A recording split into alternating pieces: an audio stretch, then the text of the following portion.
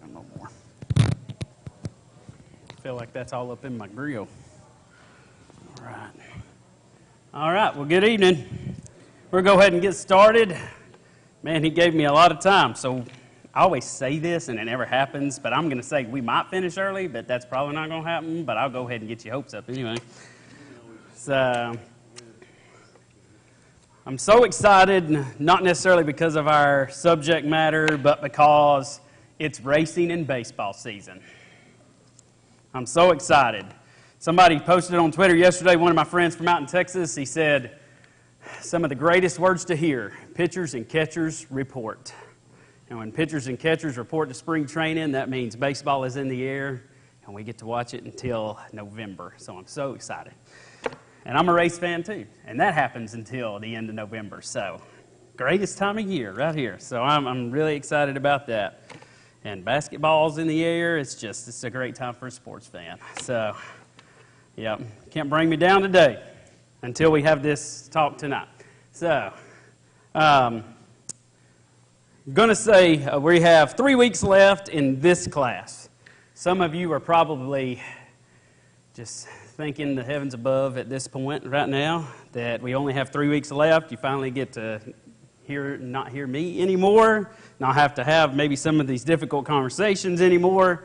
But I can assure you, when they say end with a bang, we're going to end with a bang. This conversation we're going to have tonight is probably going to take the next 2 weeks. We're probably going to end on the third week with a discussion of social drinking, alcohol use, things like that. This conversation we're going to have here for the next couple of weeks is something that I think is needed and something that's extremely hard.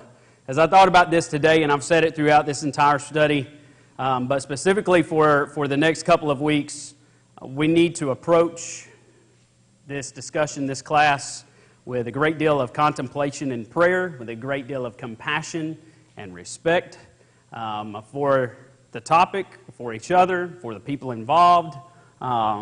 So just so we know that, this may get a little touchy. We may find ourselves in spots where we're going to heartily disagree. But I feel it's topics we need to discuss, questions that we need to answer. So the next 2 weeks we are going to be seeking to answer, what does it mean to be human? Okay, what does that mean? What does it mean to be human? We're going to try and decide what constitutes a human being. What basis do we use to answer that question? Who decides what life is and what life isn't? Who decides what life gets taken and when? What makes life sacred? How do those questions and answers affect the decisions we make regarding abortion, eugenics, capital punishment, termination of life support, terminally ill human beings, elderly individuals with dementia or Alzheimer's? How do the answers that we'll be seeking through these questions, how will that affect the decisions we make toward those situations and those people? I say it will get touchy because every single one of us will identify with at least one, if not all, of these situations that we have been personally affected. We've been personally impacted through these. We're not going to touch these specific topics until next week. But next week we will discuss eugenics. We're going to discuss abortion. We're going to discuss the terminally ill, mentally and physically handicapped. We're going to discuss life support and things like that. We're going to get into these topics specifically and try and find answers scripturally. We're going to try and think through them logically and look at some facts that are given in the world, in society, with these things in mind. So I know some of us will, probably most of us will agree on certain things. The house may be divided on certain things. So that's why I ask that we carefully and conscientiously, respectfully approach these discussions. I will do the same, I assure you. But approach these with humility and wisdom and love through all of this, because these are topics we hear about every day. But I'm going to go ahead and attest to the fact these are topics we don't talk about at the church, because they are a little too personal at times. They are a little too touchy at times.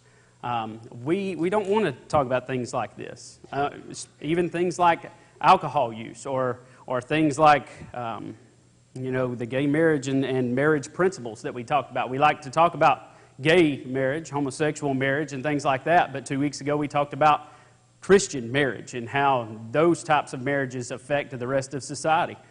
There are things that we have avoided through my lifetime that I've seen. There are subjects and topics that we just choose to avoid because we don't want to step in that mud hole. We don't want to get into that. So we'd rather not talk about it than get into, I won't say heated, but get into a difficult and uncomfortable conversation. That's something we're trying to change culturally in this congregation, starting with the elders down to myself and Preston, and conversations that we've had with them, conversations we've had together. One of the things is we want to get back to dealing with life, even if it makes us uncomfortable, dealing with our influence in the church and in the community and in the world, and how we go about doing that and having those difficult conversations. So that's what we're going to do, just to kind of set that stage. As we begin tonight, I want to read a quote from a professor at Harvard. His name is Robert George. And in regards to the conversation we're going to have tonight, this is what he had to say about it. He said, "At the foundation of our thinking about ethics is the basic principle that every human being, regardless of how rich or poor, intelligent or not so intelligent, robust and healthy or severely debilitated, possesses an inherent and equal dignity and a right to life. So we must never suppose that there are some lives unworthy of being lived, that there are lives unworthy of life, that there are useless eaters in the world, that there are people better off dead." He mentioned rights in here, and let me go ahead and state this. We're not talking about legal rights that are given to us by the government, because we can argue all day that a lot of these things, life support, capital punishment, eugenics, abortion, all these things, we have support to do these things legally because that's our right. We're not talking about, in this Christian ethics class, I'm not concerned with what the government tells us we can and cannot do, because let's be real, that ethical standard and that platform crumbled a long time ago. We're allowed to do things that God is just shamed by. So I'm not talking about our legal rights. I'm talking about our Christian ethical rights, that every human being has a right in the eyes of God to live. And they have a right to their life, and when God chooses to end it, that's when He'll end it. So here's a discussion that is going to set the precedence for the rest of this class. What does it mean to be human? I'm going to get your feedback for the next few minutes. Is life valuable? Yes or no? Is life valuable? Yes. Does its value increase or decrease based upon one's ability to contribute to the function of society? Does it? You can agree or disagree with this. How many would disagree that value increases or decreases? It fluctuates based upon one's ability to contribute to the function of society. How many would agree with that principle?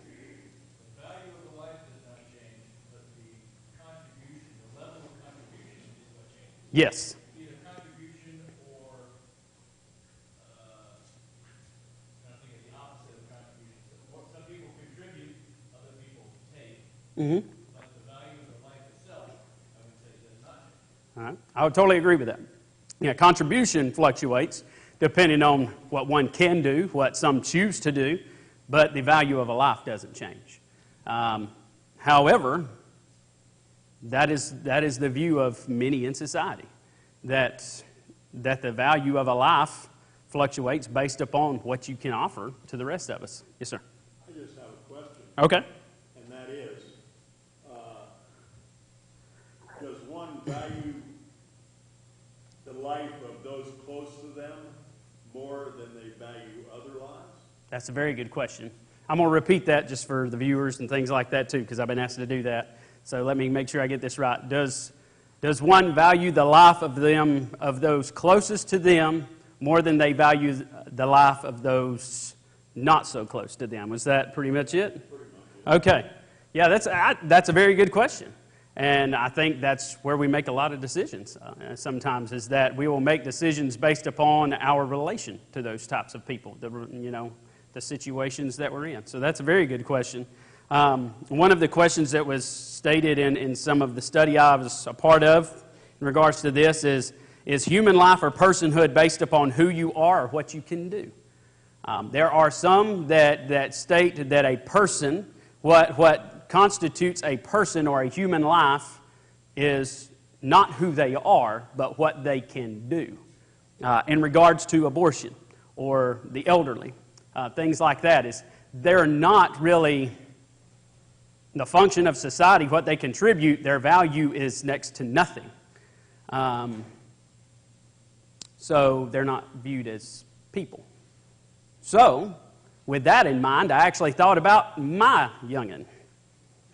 She cannot contribute to the function of society whatsoever except to destroy my living room.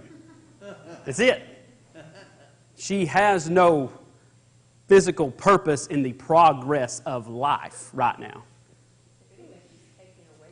Oh yeah, my sanity, yes. From you emotionally, financially, Yeah. in every way, she's taking. Yes. So in the scope of how some people view these things, she's not a person. She does not constitute human life because she cannot contribute to society. But nobody would say that about a living, birthed human being, but we would about one that's not been born yet, or we would about a terminally ill or very elderly person that their mind is going. And we would say they're not really contributing, so therefore they're not really viewed as people, therefore they are expendable. Yeah, I mean, go ahead and okay. Like a child. Yeah. I mean, a child takes, and they wear on you and all that kind of stuff. Right. They also give. Oh yeah. They give pleasure and they give love Yeah. and all that. So they do contribute. Yes. Emotionally. Yeah. So there's different types of. No, I agree with that.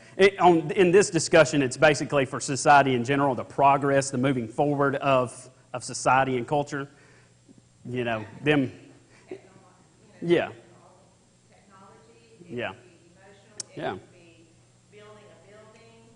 There's all kinds of things that contribute. Yeah. I'm going to go back to emotional. It's Oh, yeah. still, to me, part of contributing to society. Yeah, I would agree with that. I would agree. I'm just playing devil's advocate from the other side of the fence here.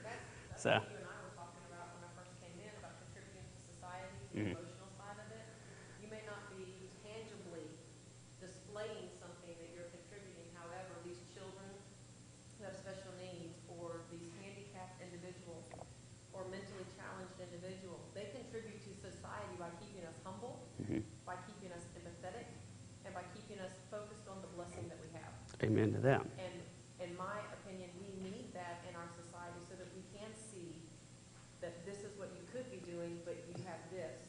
Oh yeah. It keeps us humble. Oh yeah. Amen to that. Well, like mine, even though she tests my sanity, she makes me appreciate life and basically teaches me, don't take life too serious. Don't take yourself too serious. So I think, there are emotional contributions that these people make. I'm simply stating the devil's advocate side of the fence here for those of us, who are trying to look at both sides of it here. That kind of goes back to Jim's question earlier. If society feels this way about a baby, and no one, I don't know because I've never had any kids, but the feelings that parents have for that child, yes, they are going to be more protective of that child in society. Oh yeah. Yeah, I totally agree with that. Anybody else got any more comments as we move on? Well, there are other societies who have gone past that, though. I'm assuming China at one time had a law that you could have 2 children. Mm-hmm. Is that what it was, or 1 child or something like that? So is it one child? Was it one child? Something like that? What did you do when you had your second child and it wasn't a boy? I mean, there was this whole, I'm assuming that that's true. I have heard it since I was Yeah. They saw, okay, you're a girl, you have no value because you're not a male, and we need males, so what am I going to do with you? Yeah. No value. Right. Yeah, you're exactly right. And we can see where even different cultures in the world, even the culture we live in today, how the value of life and how we view life is so distorted. And that's the conversation we need to be having. We like to attack certain topics like abortion, but I think we need to attack it across the board. A question that we can ask in here right now is, are all people created equal? Yeah, I would think so. Yes, ma'am.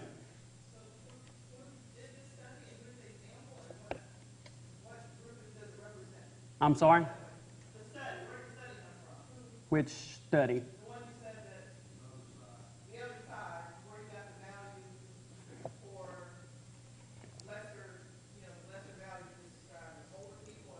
Right. This is a broad study from a class I was a part of and a textbook that was actually written, and it comes from all different types of studies where they've looked at they've broke it down even to stem cell research and all kinds of stuff that I'm not even going to get into, but it's like a 500-page textbook. So it's different studies that have come together. It's been a collaboration of stuff to present this textbook from certain things. So I can't say it was one specific study. Just a bunch of them where people have gotten together. I don't know if it'd be considered a study, but the gentleman that Preston constantly talks about, who's a singer of a punk rock band, whose great-grandfather was E.M. Zur, who wrote E.M. Zur commentaries for the Church of Christ, he is a devout atheist, and he is a genetic biologist at Berkeley or something high up type college. So his thought is probably mainstreamed in the school, I would think. I mean, he's a professor there. Right. He was on a talk show years ago where they talk back and forth and play devil's advocate and all them. I forget the name of the show, y'all know. But anyway, he made the comment, there is no lack of value to a human being. There's 7 billion of us. If you want to talk about extinction and you've got 5 cheetahs left and there's 7 billion of us, what do we matter? Right. So he saw no value to anyone's life Wow. at all. Because there were so many of us. There's so many of us. What do we matter? Yeah. Matter in motion, so what do we matter? Right. Yeah. So, I mean, and to go back to your question, these are not just case studies. These are specific items of evidence taken from debates, from court cases that have taken place dealing with all of these different items. So there's a lot of evidence presented here from all different sources. So I cannot attest to one specific source. I'm just trying to gather all the evidence and collaborate it into 2 classes of 40 minutes. So I'm condensing a lot of material here because I don't have the time to do this. So. And we'll talk about social programs. There's so many social programs that are geared toward reinvesting the knowledge and wisdom of seniors into our community. Oh, yeah. So many social programs that are funded by our federal government, that are funded by our business community, that try to reinvest. Right. Try to find people who will want to give back Right. that knowledge. Yeah. It does not matter that they mastered and had their expertise 30 years ago in their field. Right. They're still looking for those people to give today. Yeah. And, Yeah. It's interesting to sit around the table and hear people trying to find people, looking for people to talk to them about the value they have that they can bring, but not having people willing to come forward and volunteer. Right.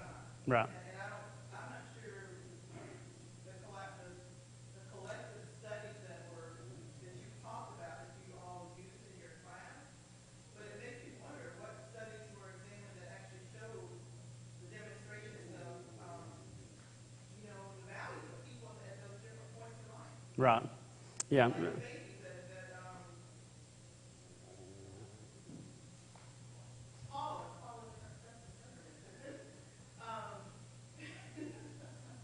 how bringing someone with Alzheimer's disease or dementia into a place where they can be with infants, where they can help with little kids, Right. and what value that brings to that classroom or to that setting. Right. We just don't have a lot of progressive things like that here, but there must be studies out there about those things. Right. There are. Yeah, I agree. There are studies like that out there, and there are things like that happening. But from what we're looking at, culture and society as a whole, and how we even treat those individuals, how on just a normal, everyday scale of people, how do we view these individuals? How are they treated? what is done with them, how are they viewed in the scope of society, not in a few, case studies or organizations trying to get these people back involved, but just on the whole. Just really taking a look at culture itself. People like you and me, not involved in any of these organizations, but people like you and me. How are we regarding the sanctity of human life in these case studies? So it comes from a lot of different places. So I have no doubt these things are happening. But Like intergenerational living. oh yeah, Imagine someone who's over 65, 70 who has to retire and has those 3 extra bedrooms in their home to maybe bring in a college student or a homeless high school student and have them live there. Have them do the physical work they can't do. right. There are all kinds of things that are happening Yeah, yeah. that place value on that age group. Yeah, I would agree with that. And I think that's great that things like that are happening. And I think in this topic here, this discussion here, I think that's where we would like to get, and where organizations aren't having to do that we as people inherently do those things, that we treat the sanctity of life with the same value of respect regardless of who you are and what age you are and what you can contribute to society, that everyone, lives together, and that we all live together for the greater function of the world. And we see the contribution you can make, regardless if you're 1 or 100, and if you're a physical healthy person or you're mentally or physically handicapped. The fact that we'll all come to that, we as a church and we as a community here and the entire nation would come to that realization and that conclusion. We'll all see life that way. That's where this conversation that I would hope it would go in that. So I totally agree with you. I think the danger of the slippery slope is taking effect, though, because when we're holding a 9-month-old baby from the womb in our hand while the head is still in the womb and removing its brain and saying it's an abortion, and that human being was not alive, and I'm holding its body in my hand while I kill it.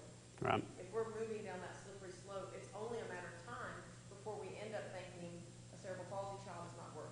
Right. An autistic child does not work. Right. An elderly person does not work. It's not that far removed from us. When we were in Right. Russia just 20 years ago, it came to my attention, I didn't even realize it, there are no handicap parking places. There are no elevators and handicap situations for handicapped people. Wow. There are no mentally handicapped people anywhere that you saw them.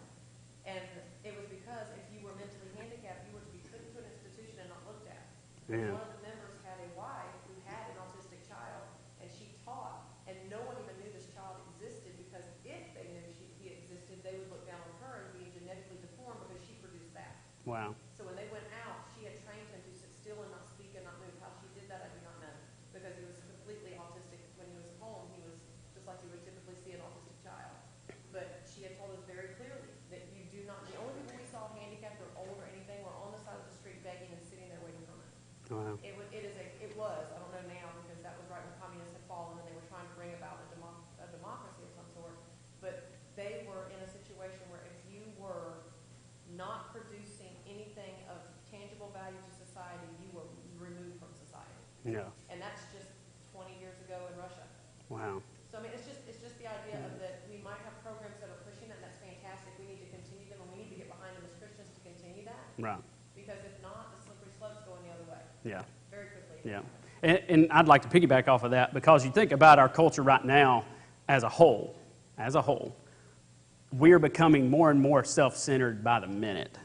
I mean, it's an I type of society right now. It's about me and what matters in my life and my time and my money, and things that hinder that bother us. And we want to get rid of all of those extenuating circumstances. So in that, we have programs in people that are selfless, but as a whole, I mean, our culture is headed in the opposite direction. Yeah.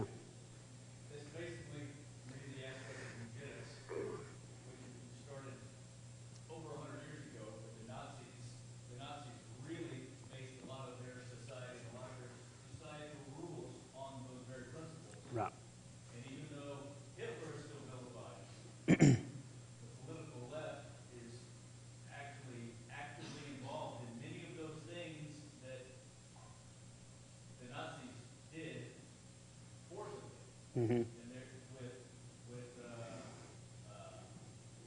the rate that they really are trying to push back against any restriction on abortion. The laws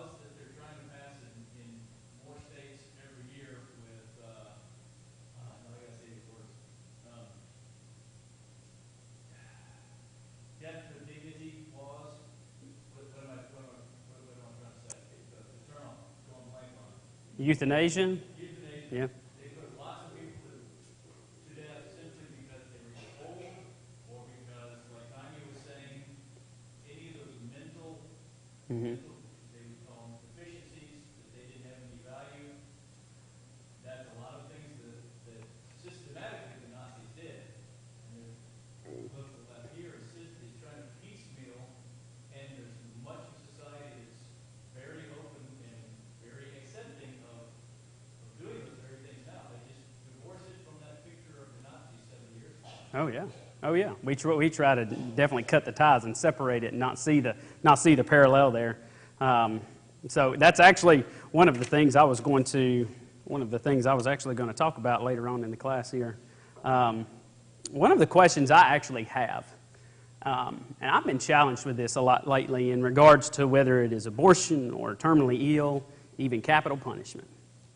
Do we have the right to take life? That's a question that I have.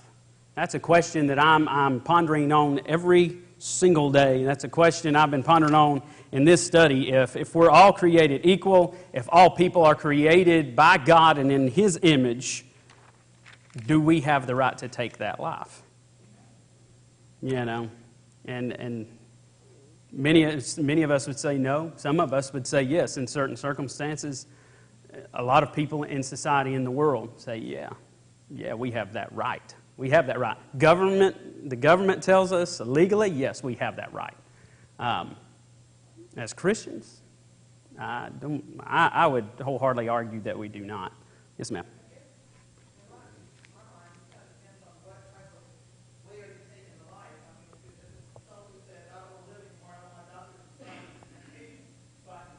Right.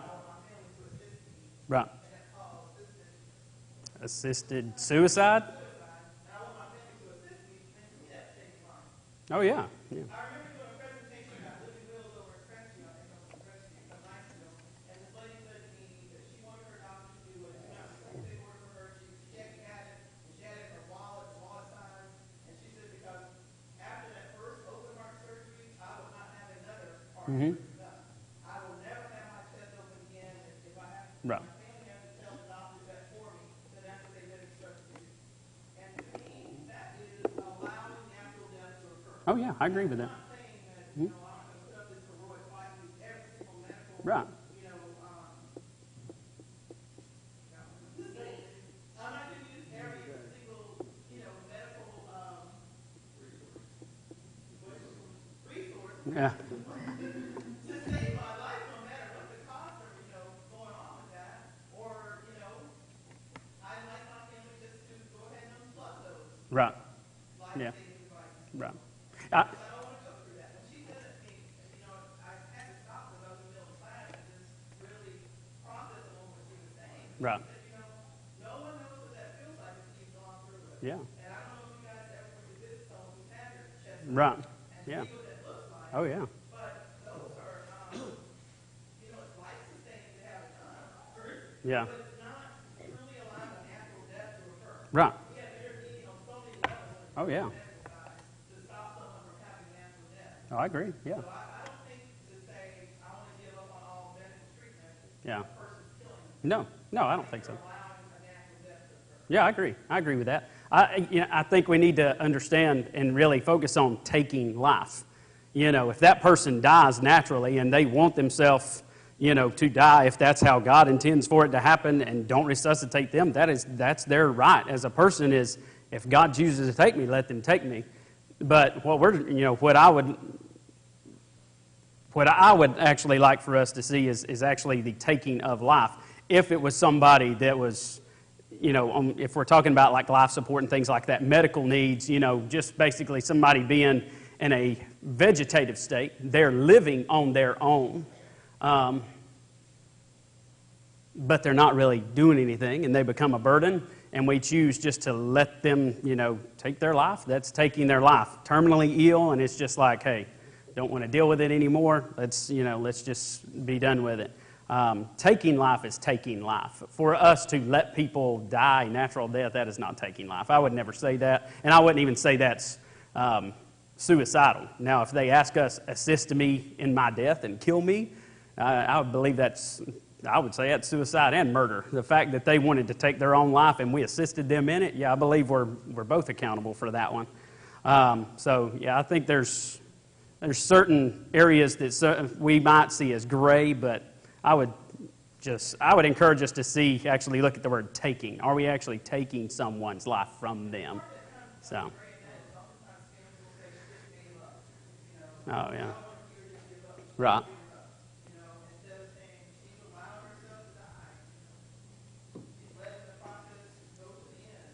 Right.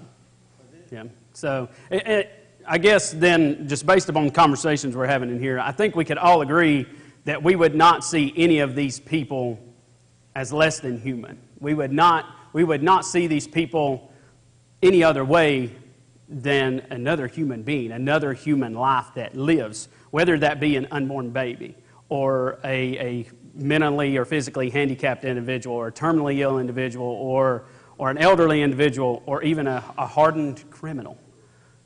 They're still human. They still have a life. They're still a soul. So I don't think we would see them as anything but. And so the question that we asked earlier then is are they really worthy of death? If they can't contribute to society, all of these, terminally ill, vegetative states, elderly, hardened criminals, unborn babies, mentally and physically handicapped, if they cannot contribute really to the progress of society and its worth, not necessarily emotional, but just how we were looking at it from the other side, are they really worthy of death? I think we would all agree that they're not. The political left likes to maybe see it otherwise. So that's just some of the discussion that I'm wanting to start to this conversation with and get to where we're going to get. But Dad decided he didn't want to live anymore. Is he set up because he decided that it was enough? Life was too much.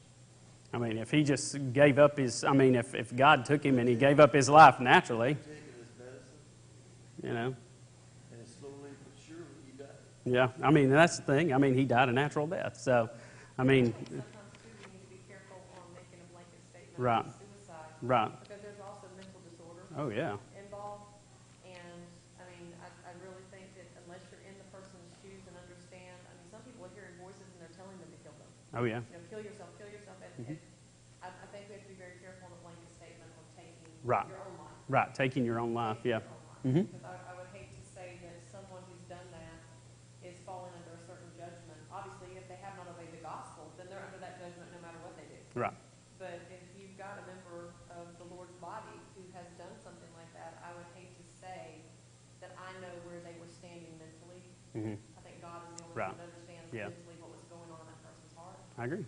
Yeah, yeah, I agree with that. So, based upon what we're discussing, what would be the reasoning for anybody to take a life? Really, on the whole, with some of these mass murders and things like that, a lot of people take a life because they see it as, well, it's for the good of me. It's for the good of society. It's for the good of the people. So therefore, I'm allowed and I have the right to take life. That's the way Hitler saw it. This is for the good of the people. I got to get rid of these folks.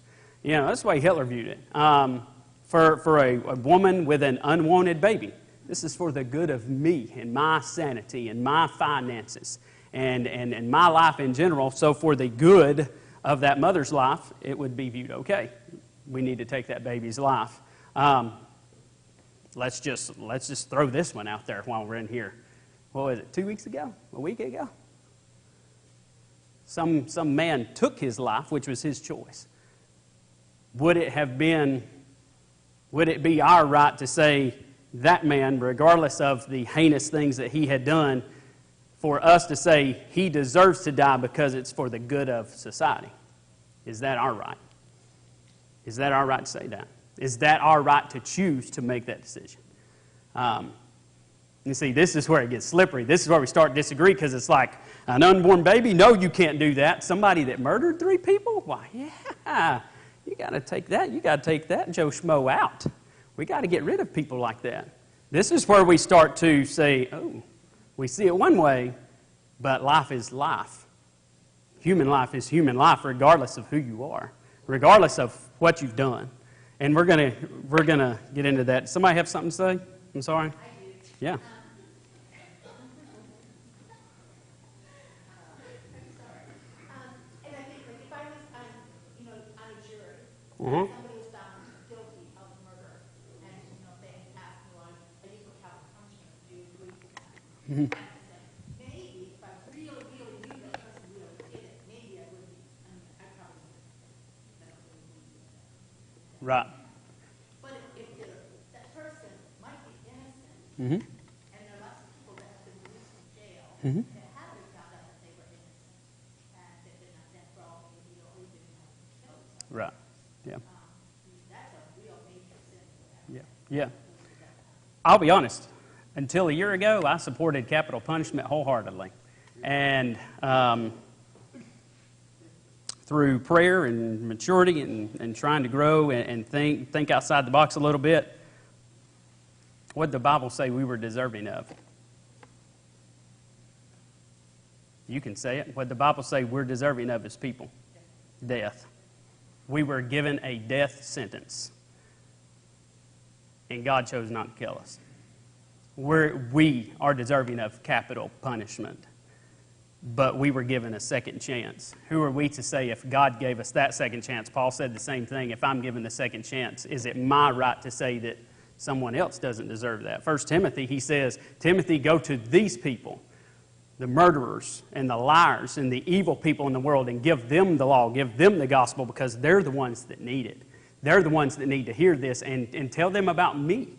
Tell them about who I am, because I was a murderer. I was a persecutor, and God gave me a second chance, and if he can give me one, he can give anybody one. And so Paul was a living testament to the fact that life is valuable, and we are in no place whatsoever to say that we have the right to take life regardless of who it is and what their condition is in life, whether that be mentally, physically, whatever it is. This is where we're going to go. Let me just tell you a story of one of the books I was reading. It was about a doctor in the Vietnam War, a surgeon in the Vietnam War. And as battle was going on, you have bodies piling up. All these guys need help. And this one guy they bring into the room, and he's missing. He actually tells the doctor, I think I left my legs in the helicopter. And he said he might as well had. And his hands were they were basically destroyed. It said even his reproductive parts were mangled and destroyed. There was shrapnel through his face and his brain and all of that. And without missing a beat, he and 5 other doctors chose to fix this man up. 6 hours later, they sent him out of surgery. And he said, I couldn't help but think, what is this man's life going to be like from now? Should I have let him die? And about that time, the commanding officer came in and said, everybody in this group, in this camp, is really, really upset with you and the surgical team because they said you should have let that man die. You should not have tended to him. You needed to tend to other people. His life was not worth saving. You should have never done that. And he said, it started to wear on me, and I thought maybe they were right. Is this guy going to be basically in a vegetative state for the rest of his life? And 23 years later, he went to meet him in Georgia. He was in a wheelchair, obviously, but he was married and had kids and was living a normal life like everybody else. When the collective body said, not worthy of living. And they chose to make a decision and let that man live. And as much as the collective body said, this man will never amount to anything, he ended up having just as great a life as me and you. Because he chose to see life as life and to save it if he could. So always the common good, is it a common good if it harms other people? Really, if we're causing harm to others, is it really a common good? As we end this tonight, as we talked about Hitler a minute ago, it's funny to me how we try to compartmentalize things that have happened, because I didn't just think about the Holocaust. I thought about more recent things, not in my lifetime, but In the 1800s, you dealt with slavery, but in the 1900s, we've dealt with equal rights for women and for African Americans. Why were they fighting for equal rights? Because they were viewed as not whole people. You're not equal with me. You're not a whole person. Your human life does not match the value of mine. And that's how we viewed that. And we have fought that and fought that and fought that to where we have tried to make everything equal. But then we turn around a generation later and attribute the same label to other lives. That's what bothered me. As a person that lives in this generation, that's what bothered me. So, yes, ma'am. Go a little bit further back. Children were considered property. Yeah. Not given their rights. Uh-huh. Before animals were given rights by our country. Oh, yeah. Animal rights became legalized. Yeah. Yeah. In the slavery days, slaves were viewed as 3/5 of a person. 3/5 of a person, not a whole person. You're not equal to a person. You're not really human life. You're about, you're a little over half of what human life really is. And we view it like, that's the way things were viewed then. I want to keep going because I know you're going, but I want to ask if there's any way possible for next week if you could do some study on Romans 13 and how that connects with what you're saying. Because it's very interesting Yeah. to me, and I have been having the same thinking. With authority Carolina. and government? Yeah, and I've always been told, capital punishment's okay. Yeah. Romans 13 doesn't really sword in vain. I've never really studied it out. It's Yeah. okay, that makes sense. We're going to look at both sides. But I've been Yeah. thinking about that and capital punishment, but also that when it comes to military, because I've known several people generations before me Yeah. who were conscientious objectors. Mhm. And I've always thought, well, that doesn't make sense to me, but the older I get, I'm going down the same path as you, thinking about, okay, if this is what life is, then all right, if I'm standing on the front line and the person across from me feels like their cause is just as valid as my cause, how do I have the right to take their life? If someone breaks into my house, we all say, oh, but it's self-defense, but life is life. So if you could just kind of Oh, yeah. throw that into the Yeah. study. Yeah, we'll look at that. Yeah, no I'm doubt. just curious. I'm not Yeah. trying to go on either side of it. I'm just Yeah. I'm We're going interested to open that. We're going to look at both sides because I was actually challenged with that with the capital punishment study because you look at how government has their standards and you're to obey authority and things like that.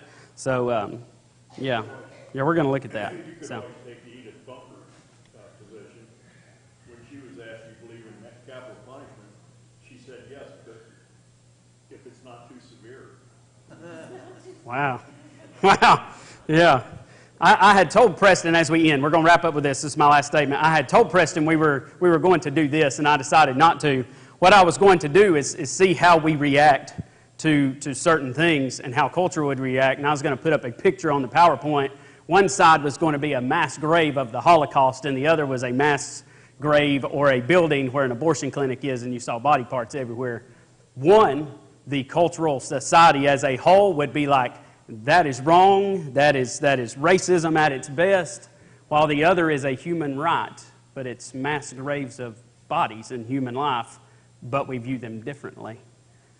Something for us to think about. I encourage us to think about it because that's, if I were to show that to people in the world, it would be like, well, those are two totally different cases, two totally different matters, and that's the way that we would compartmentalize that. I challenge us to think more biblically, more like Christ, and maybe challenge ourselves with some of these. So I do as well. I can assure you that I've been going back and forth on a lot of this stuff. So thank you for your candid discussion, and we'll continue next week. Y'all have a good night.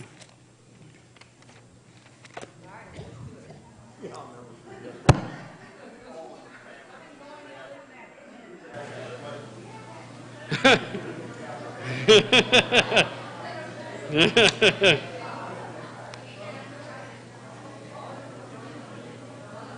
was there any discussion had about how people would dispose of the